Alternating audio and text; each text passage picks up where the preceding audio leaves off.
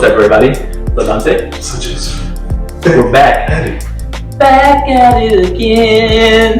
Breaking more rules. Breaking more rules. The people want the rules broken, so we're back again with part number 3. What is part 3? What are we going to be going over today, Dante? Thing that we've been working with for at least a year now. Anti-bloom. The anti-bloom? You heard it right. Everything that you know about blooming coffee whenever you're manually brewing, out the window. What he said. Alright, so when you're first starting with your pour over, and you first pour a small amount, releasing all the CO2 in the coffee. That is what's called the bloom. Now what we're going to do is say, forget that part, and we're going to be making some recipes without blooming. No bloom at all. Yeah, I think we can do 3 recipes. I'll let you do one, I'll do one, and then we'll collaborate on one. Yeah. How about that? So three recipes with no blooming. Will they taste good? Stay tuned to find out. Alright, so we're going to break this down into 3 parts. Like we said, one of Dante, I'll let him start us out since this is kind of his mantra, his motif. I will then follow him up with my own recipe, and then we'll have another one that we'll kind of collaborate on. And all these recipes, as we go, we're going to be in the description as well as on screen as we're doing them. But before we get into that, reminder, hit the like button if you enjoy this sort of content. Give us a subscribe if you haven't already done so. It helps us a ton, as well as the Patreon. That Patreon. Patreon.com/901 Sustain Coffee. There you'll get exclusive access, early access to videos like this, the podcast, and other resources that are Patreon exclusive. The tier starts as low as $5.25. What can you buy with $5.25? Like on Patreon? Just in real life. Just if you're out and about and you're like, man, I got $5 and a quarter. You know what you can get? Your iced latte. Your iced latte. Maybe. But not without, but with cow milk and with no tip. So, really? You're getting a lot of deals. You're getting to learn this stuff early. Exactly. As well as all of things. So, check that out in the link below. It helps us a ton. We are a nonprofit. We rely on you to support us. So, without further ado, let's get into it. Let's do it. Okay, so we have our coffee, we have our dripper, a base, scale, and water. Oh, need a writing utensil. Joseph, a writing utensil. Thank you, sir. Always make sure you write your recipes down. I'm going to be using 19 grams. We're going to do a 1 to 15 ratio.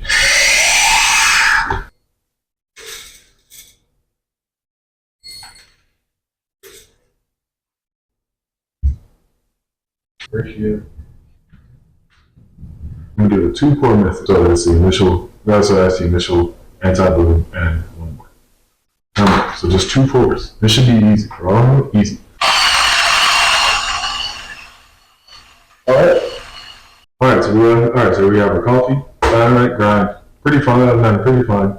Normal size for like most V60, just a little bit finer. Using filtered water, and our colors are set to 85 Celsius. Alright, we start by blending the filter.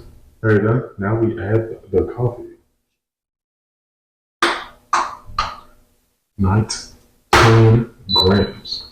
Alright, so around this point, you're gonna wanna do a bloom? Not today. Okay, we're gonna go straight in. 110 grams of water. First thing we're gonna pour in. Yeah. I'm gonna be doing this through like a specific form, but you can do this however you feel comfortable. Okay. Alright, start the timer.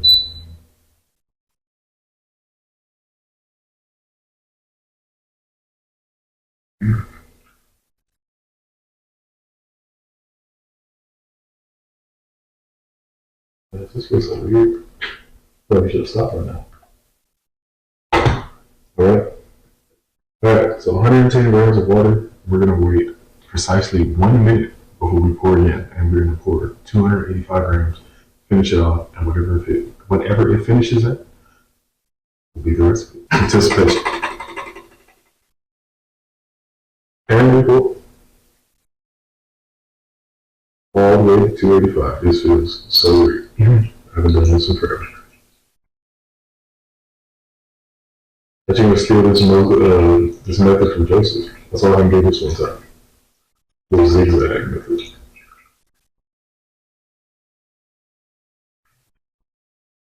Alright. Alright, finish that. 4:15. The numbers will probably be on the screen. There we go. If you hit that sec, trying to snow bloom recipe. Recipe one. Number 1. That is light and tasty. So, what was your initial, I guess, idea or reasoning or motivation behind omitting the bloom, or the bloom as we normally know? Which normally, when you're blooming, you're typically using 1 to 2, 1 to 3, maybe 1 to 4. But in this case, you're using 20, 40, 60, 80, 100, 110. You're using nearly 6 parts water as your bloom, which is why we're calling it the anti-bloom, because it's kind of going. What I've noticed that with certain coffees we talked about aroma recently. Yeah. Recently, and the initial bloom letting off that CO2 of our aroma that's escaping from that. Yeah. So the thought process now is to maybe capture that taste in before the aroma leaves. And overall, just from this 2 parts, it's a very simple recipe. Yeah. Anything that anybody can do. And this is compared to just a single, regular single pour. Yeah. This has a lot more impact than you. It does. Because when we think about blooming, we also can think about cupping. When you cup coffees, I've never known anybody to bloom. It's just immediate to the whatever number you're going to. Exactly. So you're kind of capturing, in what you're saying, encapsulating a lot of those aromas or flavors that perhaps get lost with the off-gassing. I'm no chemist, but in my mind, it's all the aroma and the compounds that are getting released are kind of getting sucked back down into the slurry, into the brew bed, and in turn back in the cup. So it's more aroma, more just general flavor impression, but less of the negative attributions. The only negative I can say about this is that the texture is very thin, I think. Yeah, that's true. That could be from a under extraction. Yeah, it makes a lot of sense. I mean, I finished this cup, so I think there we go. Recipe number 1, really tasty. So, it's a 6. So, all the numbers again. Put all the numbers up here on the screen again, and we're gonna jump over to my turn, and I'm gonna brew on the Kalita Way instead. So, let's do it. Okay, so I'm gonna be using the Kalita Way just kind of as an opposition to Dante's recipe. A couple things are gonna be different from my recipe. I'm gonna keep the dosage the exact same. So Dante used 19. I'm gonna use 19. So that's going here.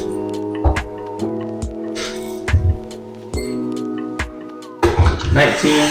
Second thing that's going to be a little bit different from my recipe is that I am going to use a bit of a coarser grind. I'm not using a significantly coarse grind on our grinder. Dante did a 7. I'm going to go up to an 8. So just a 1 number up. So we're going to go ahead and rinse the filter kind of as usual here.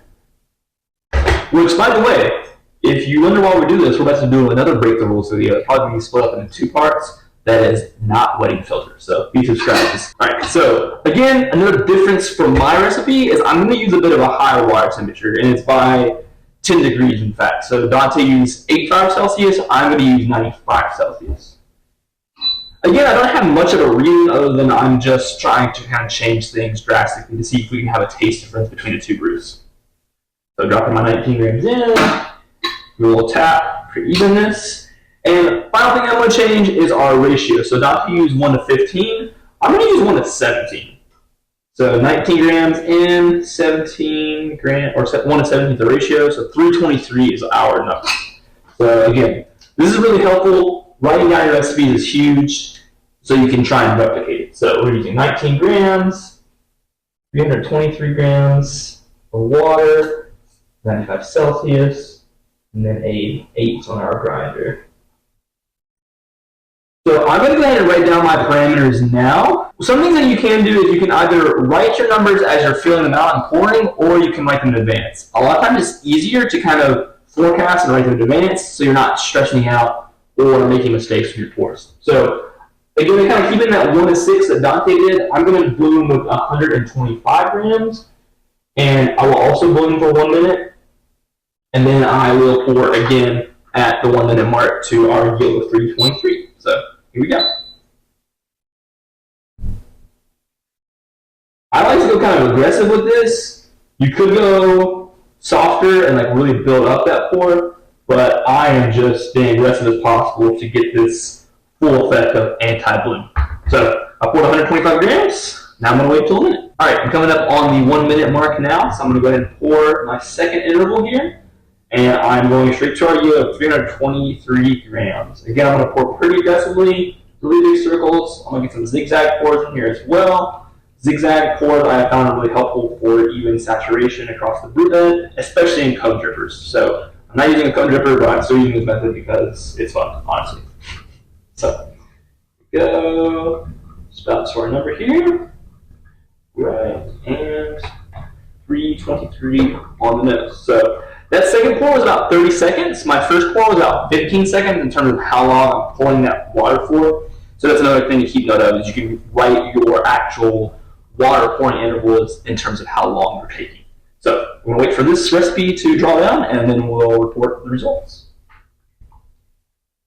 All right, so my brew bed is looking dry. We're at 3 minutes and 21 seconds. So about 40 seconds faster than Dante's. Again, my pours were probably a little bit more aggressive than Dante's, as well as higher brew temp. That's going to be faster brew time than usually general, as well as a coarser grind. So those are kind of three differences that make a difference in your recipes. So, Dante, come on over.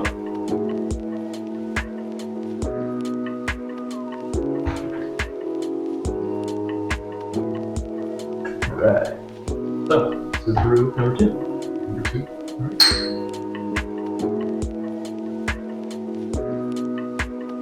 Mercury? You zoom in? What do you think about this one? There's a certain taste, like the aftertaste is there now. That was missing from the first one. Mm-hmm. There's like a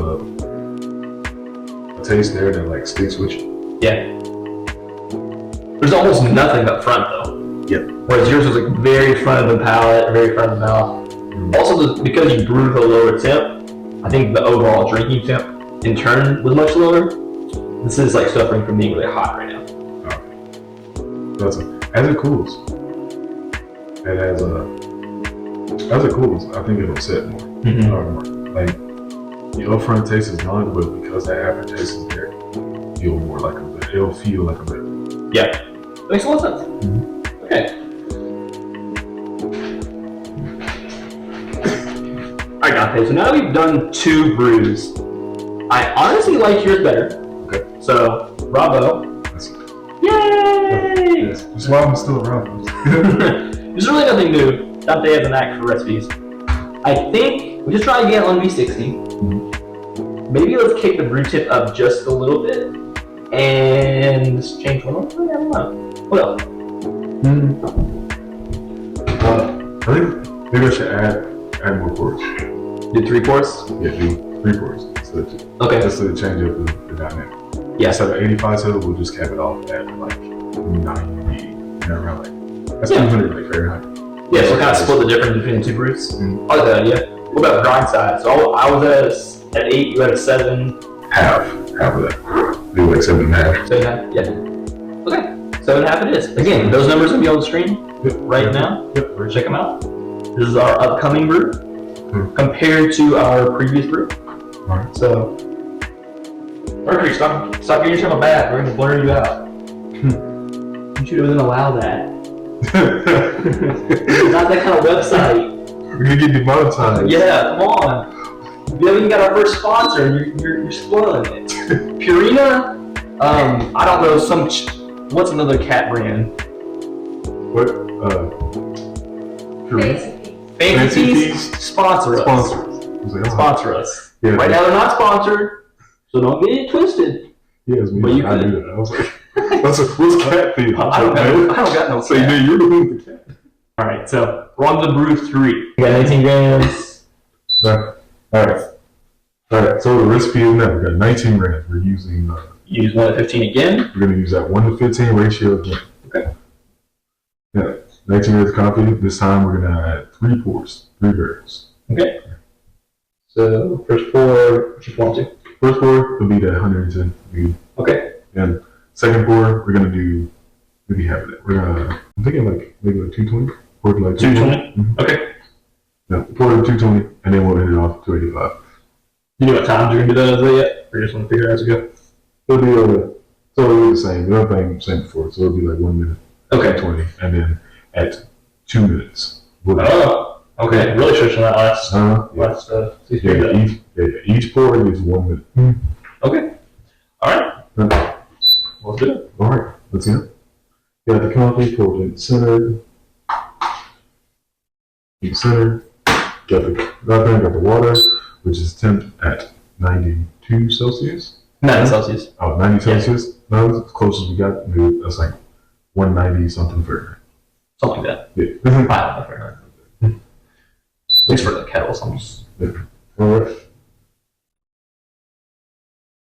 Why do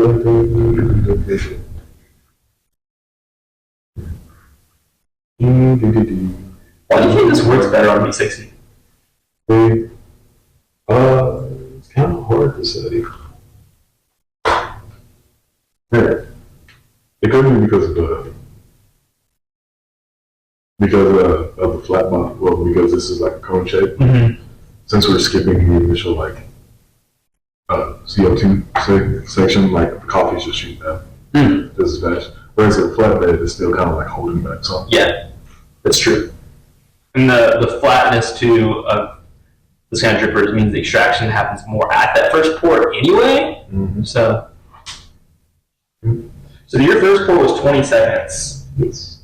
Which is pretty similar to mine. I think mine was, if I remember correctly, like 15, 18. Viewers will know. So that second pour here. You're doing pretty wide pours for the most part here as well, at least for the first and the second one. It's like the other things, just like commentating. This is great. Ladies and gentlemen, Dante Baker. Wow, you're very consistent. His second one was exactly 20 seconds as well. So, wow. Yes. 20 second pour is at 1 minute, 1 minute break time. This is like the equivalent to like putting something in the oven and just like turning it. True. Just slowly extracting all the flavors. Mm-hmm. Extracting the flavors. Time to end. Finish him.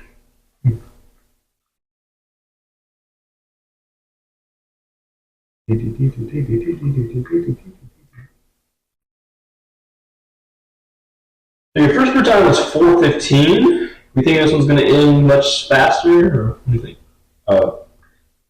The added pour might make it go a little longer. As far as what I know. Yeah. And then we kicked up the brew temp too, so it might help with a little speed or extraction. Mm-hmm. I'm gonna guess probably around like right at 4 minutes. Right at 4. Man, I was wrong. It ended around 4 minutes and 50 seconds.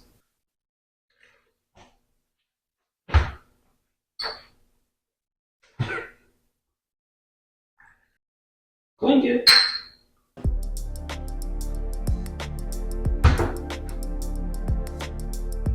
Hey, that's pretty good. That's it. Man. It's just so soft. Mm-hmm. Kind of took like principles from like each example we did, where it's like it's there just a little bit on the front end, but that aftertaste is really hit. Yeah, definitely. What do you feel about the extraction? I feel like it's a little less under than what it was. Yeah, I agree. I think it is too. That little bit of longer brew time, hard brew tip, I think might have helped with that. If I had to guess what's doing that. I think if you were serving this like a cafe, this is the best one. I think if you were serving me, I want the first one. Oh. The first one didn't have as much of like a punchy finish. It was kind of just like really soft up front, really light, and then just kind of dissipated. This one does have a little bit more residual residency. It's kind of sitting on my palate. But overall, I like it. So that's the power of collaboration. Yes. Yeah. So what have we learned? Don't bloom anymore. Just stop. Stop. Right? Okay. I'm going after all of them. Right? Everyone who tells you to bloom your coffee, stop. Don't listen to him. Listen to him. I'll tell you. You know the man with the white hair and glasses. A couple of final takeaways from this that I thought about. I think one is that this works best on V60 or just cone in general. Two, I think this works best with coffees that are more hyper light as well as further off roast. This coffee is well over a month off roast, so it's nice and off gas already. I think it really just kind of emphasizes all of the favorable tasting action. And I think too, despite you doing a bigger pour up front, I think there's maybe a reluctancy that your brew times will be long. You know, V60 to be like a 4 or 5 minute brew time is longer than the average V60 recipe. But I would say don't be scared of it. Break the rules and do it. You get good results, right? We haven't failed yet. 3 videos in. Success. It was good enough for me to finish, even though I said I wanted the first one. So what is imaginary.